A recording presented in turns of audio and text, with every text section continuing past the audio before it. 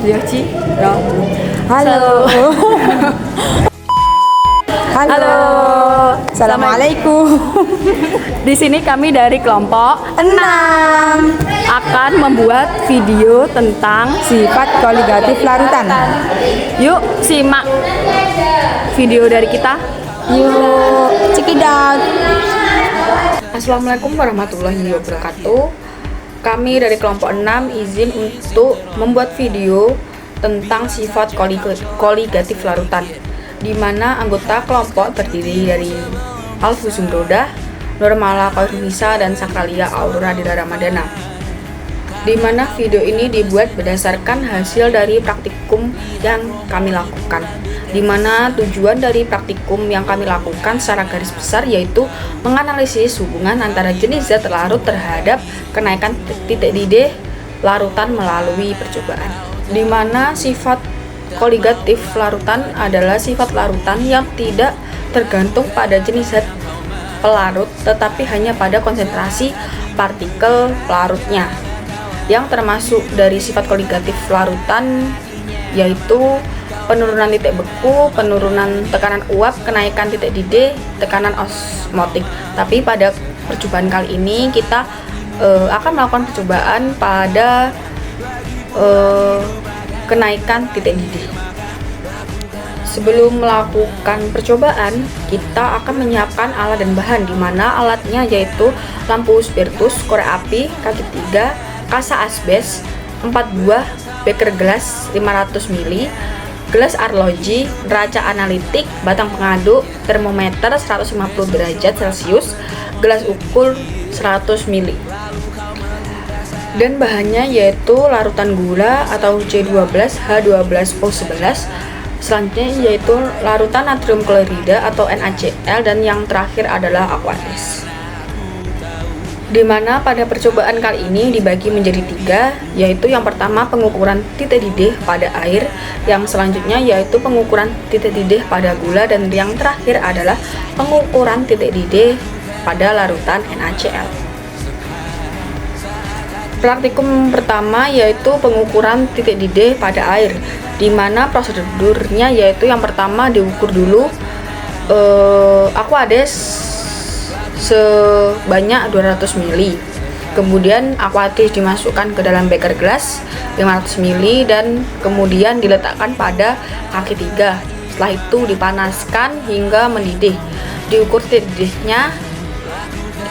Pengukuran titik didih dilakukan apabila termometer menunjukkan angka konsisten, yaitu pada percobaan kali ini yaitu 90 derajat Celcius. Kemudian dicatat titik didih pelarut murni. Percobaan selanjutnya yaitu pengukuran titik didih pada larutan gula. Yang pertama yaitu dimasukkan larutan gula pada beker gelas 500 ml. Kemudian larutan gula diletakkan pada kaki 3, kemudian dipanaskan menggunakan spiritus hingga mendidih. Diukur titik didihnya seperti pada aqueous. Pengukuran ini dilakukan apabila termometer menunjukkan angka konsisten. Setelah itu dihitung selisih titik didih larutan gula dan titik didih pelarut atau air yang dilakukan pada percobaan pertama.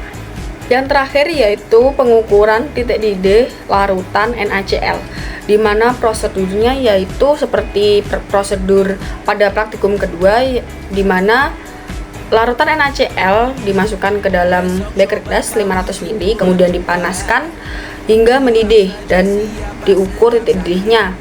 Pengukuran ini seperti pada percobaan 1 dan 2 dilakukan apabila termometer menunjukkan angka konsisten. Kemudian dihitung selisih titik didih larutan NaCl dan titik didih pelarut sebagai delta TB, atau di mana pelarut ini yaitu aqueous atau air. Setelah melakukan 3 percobaan di atas, kemudian diperoleh data yaitu larutan gula dengan konsentrasi 1 molar yaitu memiliki titik didih 30 derajat Celcius. Kemudian pada NaCl dengan konsentrasi 1 molar memiliki titik didih 94 derajat Celcius. dan pada Aquades memiliki titik didih 90 derajat Celcius. Jadi pada kenaikan titik didih pada gula yaitu 93 derajat Celcius dikurangi 90 derajat Celcius mendapatkan hasil yaitu 3 derajat Celcius. Sedangkan pada NaCl yaitu 94 derajat Celcius dikurangi dengan 90 derajat Celcius mendapatkan kenaikan titik didih sebesar 4 derajat Celcius. Jadi, pada percobaan pertama pengukuran titik didih pada air didapati bahwa titik didih air yaitu 90 derajat Celcius dan titik didih tersebut dicatat sebagai titik didih pelarut murni. Mengapa sih air disebut pelarut murni? Karena air adalah pelarut yang baik dalam melarutkan berbagai jenis senyawa kimia, sehingga pada percobaan selanjutnya digunakan air sebagai pelarutnya untuk mengetahui kenaikan suatu larutan. Kemudian pada percobaan kedua, pengukuran titik didih larutan gula memiliki titik didih sebesar 93 derajat Celcius. Dan dari titik didih tersebut diketahui selisih antara larutan gula dan pelarut yaitu air sebesar 3 derajat Celcius sebagai kenaikan titik didihnya. Dengan rumus delta TB ya sama dengan TB larutan dikurangi TB pelarut murni, di mana TB larutan yaitu 93 derajat Celcius dan TB pelarut murni yaitu 90 derajat Celcius, maka diperoleh titik didih sebesar 3 derajat Celcius. Nah, seperti pada percobaan kedua, pada percobaan terakhir juga atau yang ketiga, pengukuran titik didih pada larutan NaCl dapat dihitung menggunakan rumus delta TB sama dengan TB larutan dikurangi TB pelarut murni, di mana tadi diperoleh pada TB larutan yaitu 90 derajat Celcius dan TB pelarut murni yaitu air 90 derajat Celcius. 94 derajat Celcius dikurangi 90 derajat Celcius yaitu 4 derajat Celcius. Jadi dari 3 percobaan tersebut dapat disimpulkan bahwa sifat koligatif merupakan sifat larutan yang hanya bergantung pada konsentrasi partikel pelarutnya.